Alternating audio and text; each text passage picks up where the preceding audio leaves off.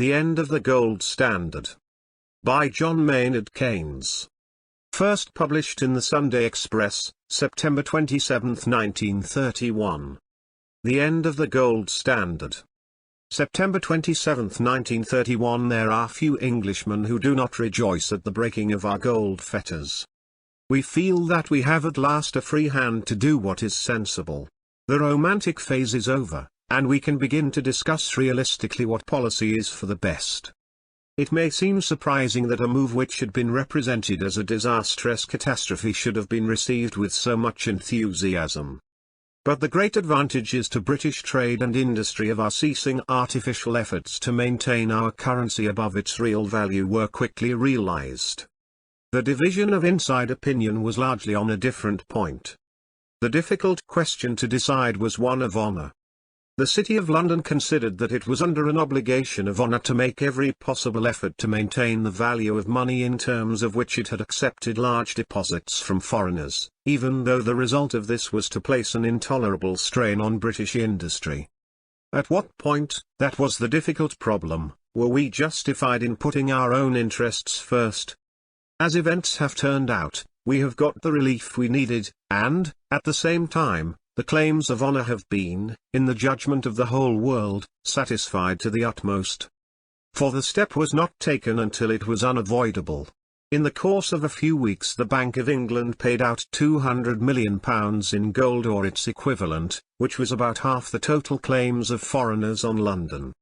And did this at a time when the sums which London had re-lent abroad were largely frozen. No banker could do more.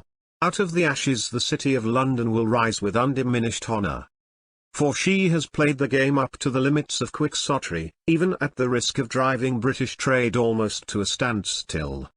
No wonder, then, that we feel some exuberance at the release, that stock exchange prices soar, and that the dry bones of industry are stirred. For if the sterling exchange is depreciated by, say, 25%, this does as much to restrict our imports as a tariff of that amount, but whereas a tariff could not help our exports, and might hurt them, the depreciation of sterling affords them a bounty of the same 25% by which it aids the home producer against imports. In many lines of trade the British manufacturer today must be the cheapest producer in the world in terms of gold. We gain these advantages without a cut of wages and without industrial strife. We gain them in a way which is strictly fair to every section of the community, without any serious effects on the cost of living. For less than a quarter of our total consumption is represented by imports, so that sterling would have to depreciate by much more than 25% before I should expect the cost of living to rise by as much as 10%. This would cause serious hardship to no one, for it would only put things back where they were 2 years ago. Meanwhile there will be a great stimulus to employment. I make no forecast as to the figure to which sterling may fall in the next few days, except that it will have to fall for a time appreciably below the figure which cool calculators believe to represent the equilibrium. There will then be speculation and profit-taking in favor of sterling to balance speculation and panic selling on the other side. Our authorities made a great mistake in allowing sterling to open so high, because the inevitable gradual fall towards a truer level must sap confidence and produce on the ignorant the impression of a slide which cannot be stayed. Those who were guilty of undue optimism will quite likely succumb to undue pessimism. But the pessimism will be as unfounded as the optimism was. The equilibrium value of sterling is the same as it was a month ago. There are tremendous forces to support sterling when it begins to fall too far. There is no risk, in my judgment, of a catastrophic fall. These, in brief, are the consequences in Great Britain. How will the rest of the world be influenced? Not in a uniform way. Let us take first the debtor countries to whom Great Britain has in the past lent large sums in sterling, and from whom interest is due in sterling, such as Australia, Argentina, and India. To these countries the depreciation of sterling represents a great concession. A smaller quantity of their goods will be sufficient to meet their sterling liabilities. The interest due to Great Britain from abroad, which is fixed in sterling, amounts to about £100 million a year. In respect of this sum, Great Britain now plays the part of a reasonable creditor who moderates his claim in view of so great a change in the situation as the recent catastrophic fall in commodity prices.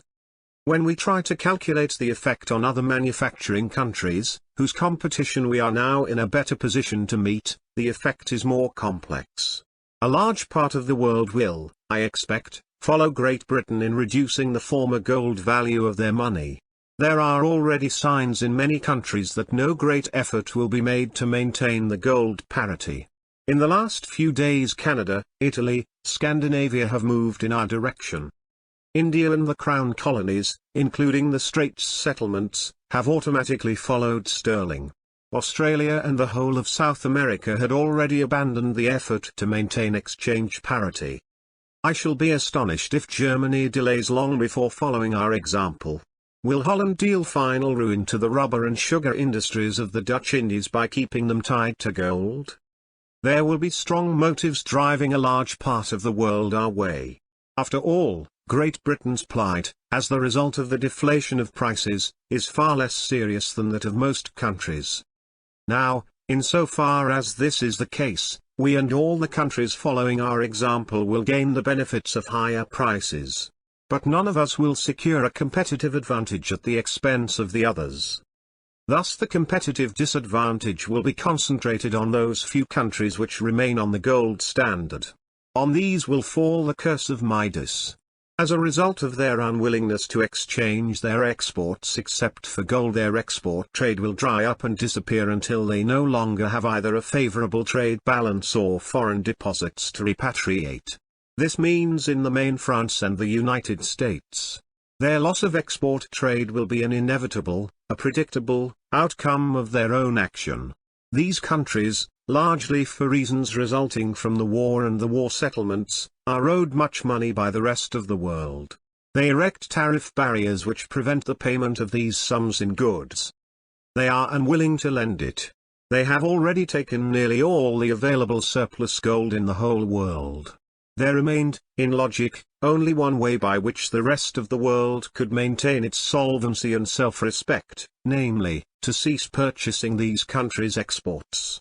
So long as the gold standard is preserved, which means that the prices of international commodities must be much the same everywhere, this involved a competitive campaign of deflation, each of us trying to get our prices down faster than the others, a campaign which had intensified unemployment and business losses to an unendurable pitch.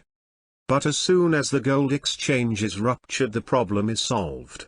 For the appreciation of French and American money in terms of the money of other countries makes it impossible for French and American exporters to sell their goods. The recent policy of these countries could not, if it was persistently pursued, end in any other way. They have willed the destruction of their own export industries, and only they can take the steps necessary to restore them. The appreciation of their currencies must also embarrass gravely their banking systems. The United States had, in effect, set the rest of us the problem of finding some way to do without her wheat, her copper, her cotton, and her motor cars. She set the problem, and, as it had only one solution, that solution we have been compelled to find. Yet this is quite the opposite of the note on which I wish to end. The solution to which we have been driven, though it gives immediate relief to us and transfers the strain to others, is in truth a solution unsatisfactory for everyone. The world will never be prosperous without a trade recovery in the United States. Peace and confidence and a harmonious economic equilibrium for all the closely interrelated countries of the globe is the only goal worth aiming at. I believe that the great events of the last week may open a new chapter in the world's monetary history. I have a hope that they may break down barriers which have seemed impassable. We need now to take intimate and candid conference together as to the better ordering of our affairs for the future. The President of the United States turned in his sleep last June. Great issues deserve his attention. Yet the magic spell of immobility which has been cast over the White House seems still unbroken. Are the solutions offered to us always to be too late? Shall we in Great Britain invite 3/4 of the world, including the whole of our empire, to join with us in evolving a new currency system which shall be stable in terms of commodities? Or would the gold standard countries be interested to learn the terms, which must needs to be strict, on which we should be prepared to re-enter the system of a drastically reformed gold standard? End of the lecture and the essay. Thank you.